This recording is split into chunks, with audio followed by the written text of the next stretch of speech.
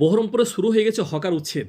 আর এই হকার উচ্ছেদকে ঘিরে মানুষের মনে একাধিক প্রশ্ন আসতে শুরু করেছে। তার কারণ হচ্ছে, যারা পৌরসভার জায়গা ঘিরে 3-4 তলা বিল্ডিং বানিয়ে কয়েকশো কোটি টাকার ব্যবসা করছে, তাদেরকে বুলডোজার বা প্রশাসন কে টাচ পর্যন্ত করছে না।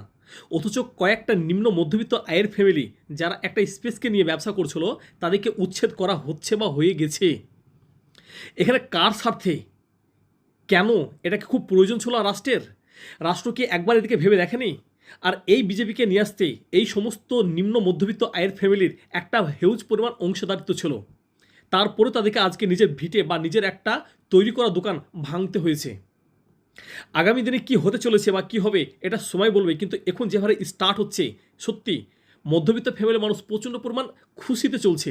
তারা নাকি সেই সমস্ত রাস্তায় হাঁটাহাঁটি করবে। এরা সব জায়গায় খুশিতেই থাকে। যখন প্রিভিয়াস গভর্নমেন্ট ছিল তখন এরা এনজয় করছে, বর্তমান যখন আছে এরা সে একইভাবে এনজয় করছে।